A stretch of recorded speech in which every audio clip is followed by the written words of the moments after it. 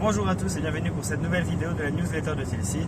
Cette semaine sera la sidra de Shelach Lecha qui évoque un terrible incident dans la traversée du désert qui est le refus du peuple d'Israël d'entrer en terre d'Israël suite à la médisance des explorateurs qui s'apprêtaient à entrer en terre d'Israël mais qui après l'avoir visité ont décidé plutôt de rendre au peuple d'Israël un compte rendu qui était assez négatif sur l'état de l'État d'Israël. Il y a ensuite cette catastrophe qui s'annonce, c'est-à-dire Dieu qui dit à Moshe Rabbeinu, qui lui annonce, puisqu'ils ne veulent pas entrer en terre d'Israël, eh bien, c'en est, ça y est, ils m'ont déjà éprouvé un certain nombre de fois, maintenant je vais m'en débarrasser complètement, et puisque j'ai promis que le peuple d'Israël entrait, ben c'est pas grave, je renouvellerai une descendance avec ta famille, et ensuite, eh bien, ces familles-là entreront en terre d'Israël. Et là, Moshe Rabbeinu intervient et expose un argumentaire qui peut éventuellement interpeller. Et il dit, si tu les extermines tous, les peuples du monde vont dire que tu n'es pas tout puissant. C'est-à-dire que tu n'as pas la capacité à les faire entrer. Ce qui lui a donné naissance à un nombre de commentaires, notamment celui de Rashi qui dit que tu n'as pas la capacité, c'est-à-dire que comme tu ne pouvais pas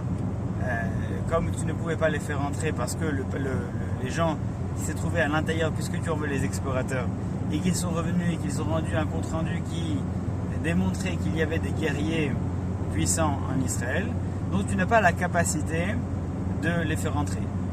Et donc les peuples du monde vont dire, bon, finalement c'est un Dieu qui n'est pas très puissant, et donc tout ce que tu as construit jusqu'à présent avec la sortie d'Égypte, les diples, etc., ça va tomber à l'eau. Ce qui en soi est un argumentaire qui est assez étrange, puisque on ne comprend même pas le début de l'argumentaire. On vient de prouver que l'Égypte entière s'est pliée alors qu'il y avait une structure et une armée beaucoup plus puissante. On ne comprend pas pourquoi est-ce que les peuples du monde penseraient que les gens, que ce sont les guerriers des tribus éparpillées qui ont fait peur à Dieu. Il y a donc une autre explication qui est proposée par le Or HaChaim et d'autres commentateurs qui disent que Baal Yecholet, c'est-à-dire tu n'as pas la capacité de les faire entrer, cela vient plutôt poser un problème au niveau de l'omnipotence de Dieu. Jusqu'à quel point Dieu est capable de tout faire. Vous savez, il y a le célèbre paradoxe qui fait partie des lois qui nous font arracher les cheveux sur la tête, de savoir quelle est l'omniscience et l'omnipotence de Dieu. Par exemple, si Dieu est omnipotent, est-ce qu'il peut créer un Dieu qui est plus puissant que lui? D'accord? Donc, les questions qui sont fondamentales, qui sont finalement très logiques et pour lesquelles on arrive à une forme de paradoxe. Si Dieu est parfait, est-ce qu'il peut créer une perfection plus parfaite que lui, etc. Et donc, se pose la question au niveau de Baal Yecholet, au niveau de l'omnipotence de Dieu, est-ce que Dieu est capable de tout faire? Si tu les fais mourir, alors tu vas te trouver devant une situation compliquée.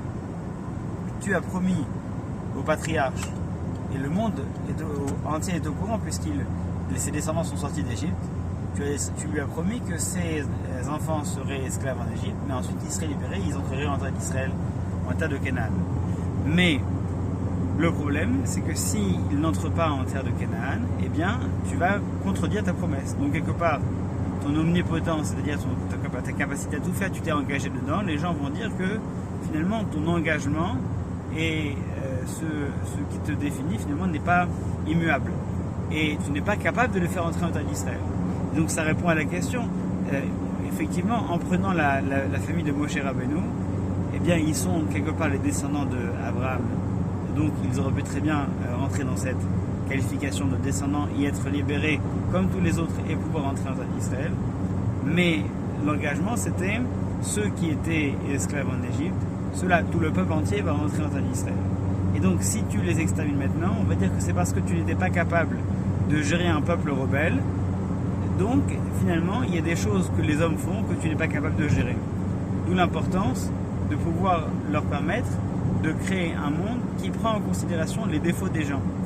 Toi, en tant que Dieu omnipotent, qui est capable de tout gérer, même des personnes comme ça qui font des choses qui sont impardonnables, eh bien, ton omnipotence doit être capable de dépasser la capacité à pardonner pour pouvoir les transformer en personnes qui soient acceptables et qui rentreront en terre d'Israël. Quelque part, vous connaissez l'adage, l'erreur est humaine, pardonner est divin. Effectivement, dans ce cas-là, c'est un petit peu l'idée. Que pour pouvoir faire entrer les Juifs en terre d'Israël, il faut faire appel à l'omnipotence de Dieu.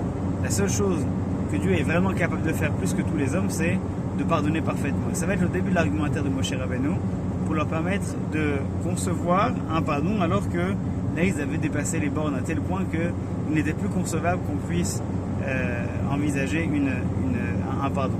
Et donc, la sidra de Shlach Lecha, en fait, l'argumentaire de Moshe Rabbeinu, plutôt que de sauver les meubles, vient au contraire nous apprendre à nous de quelle manière poser les fondements du pardon. De quelle manière, à travers les arguments que Moshe Rabbeinu amène, bien on est capable de percevoir pour nous la nécessité, la volonté et le mode d'emploi pour faire fonctionner un pardon en toutes circonstances. Shabbat Shalom et à la semaine prochaine.